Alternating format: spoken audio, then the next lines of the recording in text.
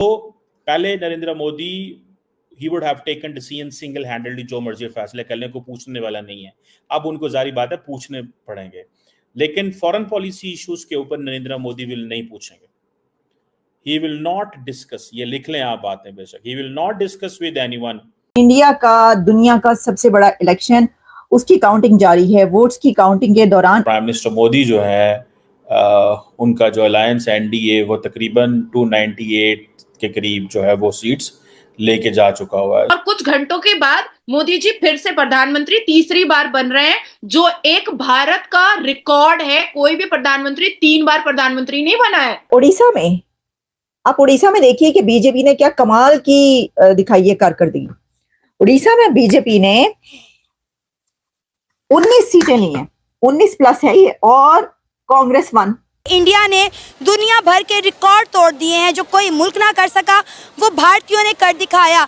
इस दफा 2024 के इलेक्शन में 642 मिलियन भारतीयों ने वोट कास्ट किए हैं, जो कि अपने आप में एक बहुत बड़ा रिकॉर्ड है। 400 पार वाला मामला बीजेपी के साथ नहीं होता तो तब भी ये बात आप भूल जाइए कि हुकूमत जो है वो किसी और की बनेगी। ऐसा बिल्कुल नजर नहीं आ रहा। मोदी जी जो है वो यकीनन थर्ड टाइम प्राइम मिनिस्टर तो बन जाएंगे, लेकिन यही लग रहा है कि थोड़ा टफ टाइम मिलेगा, इसलिए कि अपोजिशन काफी स्ट्रांग आएगी। राहुल गांधी बहुत भागे हैं लेकिन कामयाब नहीं हो सके।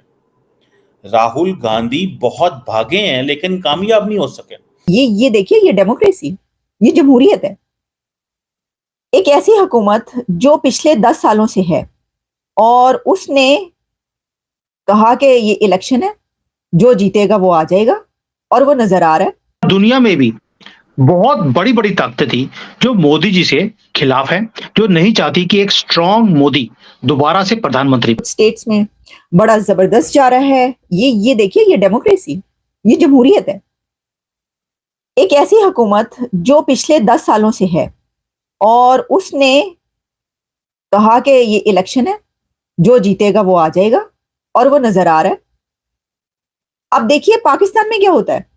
पाकिस्तान में ये होता है कि आप सवाल ही पैदा नहीं हो सकता। आपको मतलब क्लोज फाइट तो दूर दूर की, आपको पता होता है कि किसने आना है किसने नहीं आना। मतलब बिल्कुल आप कहते हैं कि हाँ जी ये जो है वो तो हमें पता है कौन आएगा। ऐसी डेमोक्रेटिक वैल्यूज जो इस वक्त हमें इलेक्शन में नजर आ रही हैं, हार और जीत की जो सिचुएशन नजर आ रही है, वो सवाल ही पैदा नहीं होता कभी पाकिस्तान में। वो साफ पता होता है कि जो हुकूमत है पिछली, उसने वो तो रेड मारनी है, उसने कहना कि वो तो आधी से ज्यादा तो जीत और हार उसी वक्त खत्म हो जाती है कि इस वक्त इलेक्शन में कौन है। और फिर जो हमेशा ही इलेक्शन में होते हैं और हुकूमत में ना होते हुए भी हुकूमत में होते हैं, वो तो जाहिर है कि उन्हीं के ऊपर चलता है, उन्हीं के मुताबिक आती है हुकूमत। तो वो तो डायनामिक्स ही और है, बिल्कुल डायनामिक्स डिफरेंट है पाकिस्तान की। लेकिन मैं आपसे ये बात कर रही हूँ, एक बड़ी जबरदस्त इस वक्त बात कर रही हूँ, अगर आप समझने की कोशिश करें। गुजरात में 24 बीजेपी और 2 कांग्रेस है, ऐसे ही है। बात ये है कि ये गुजरात और जो आप लोग सारा बता रहे हैं, मैंने सारे स्टेट्स अभी बताए हैं कि ये क्लीन स्वीप किए हैं बीजेपी ने, और यही वजह है कि इतना फर्क है इस वक्त। लेकिन फिर भी आप ये देखिए कि ये जो थोड़ा सा हमें नजर आ रहा है ना कि ओहो ये क्या हो गया।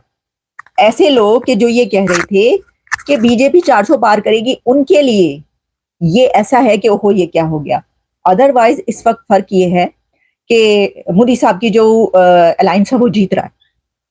अच्छा, अब इसके अंदर देखें, अगर आप ये कहें कि जब हुकूमत बनती है तो उसके अंदर जाहिर है कि अगर आपके पास मेजोरिटी ना हो, क्लियर मेजोरिटी ना हो, तो आपको फैसले करने में मुश्किल होती है।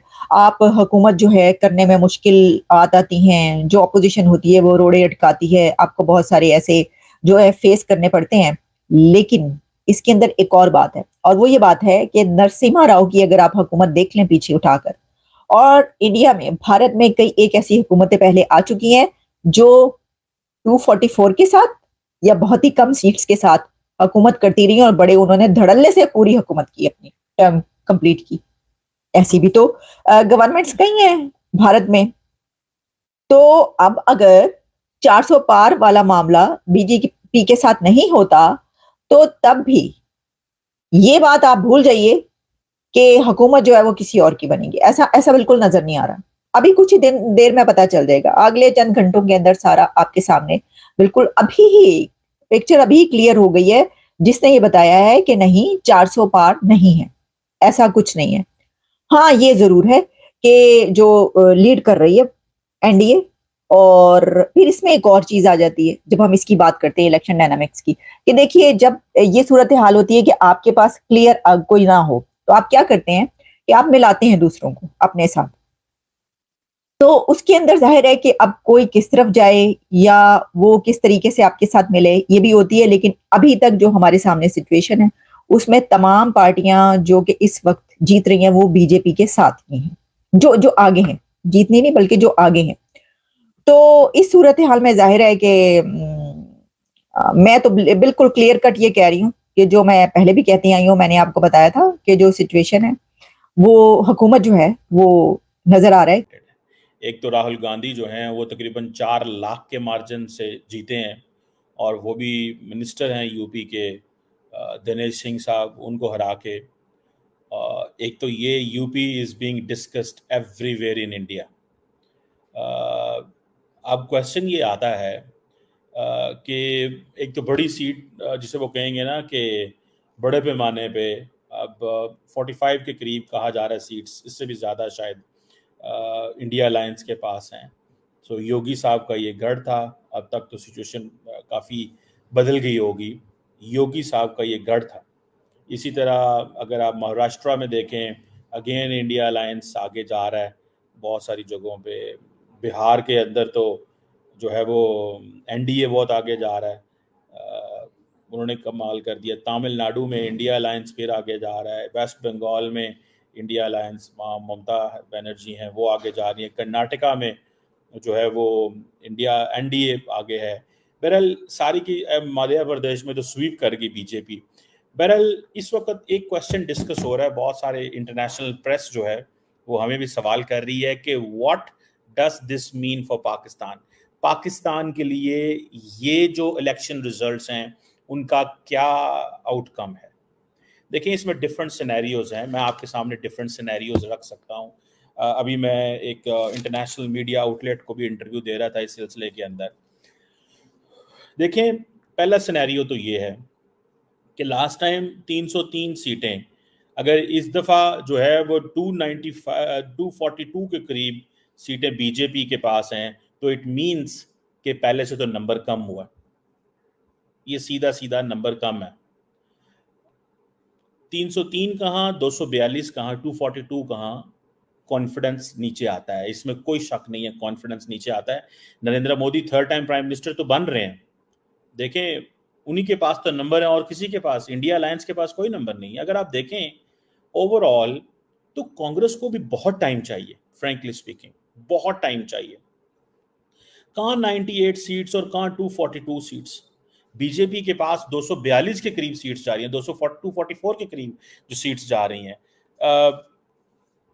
आप देखें कि इंडिया अलायंस में कांग्रेस के पास 99 सीट्स जा रही हैं, जमीन आसमान का फर्क है। अभी 150 सीट, मतलब अगर ये सारी जमातें नरेंद्र मोदी के मुकाबले में अकेले अकेले लड़ती हैं, बीजेपी में के मुकाबले में अकेले अकेले लड़ती हैं, तो they don't stand anywhere, they do not stand anywhere. Rahul Gandhi ने बड़ा हार्ड वर्क किया, इसमें कोई शक नहीं है, इसको lot of hard work, day and night. उस बंदे ने सुबह दोपहर शाम वो भागा है, लेकिन कुछ भी नहीं बना उसका। 99 सीट्स, मतलब कहाँ 242 बीजेपी की और कहाँ कांग्रेस की 98। ये तो जो इंडिया अलायंस है वो जारी बात है, उसमें एक बड़ी पार्टी है कांग्रेस, तो इसलिए वो हर टीवी के ऊपर इस राहुल गांधी वर्सेस नरेंद्र मोदी की बात चल रही है, लेकिन इन रियलिटी लगता नहीं है कि राहुल गांधी स्पेस उस तरह बना पाए हैं। बहरहाल पाकिस्तान के कॉन्टेक्स्ट की हम बात करें, पाकिस्तान में क्या हो सकता है। एक 242 वाली बीजेपी और 303 वाली बीजेपी में फर्क है, सिंपल सी बात है। सो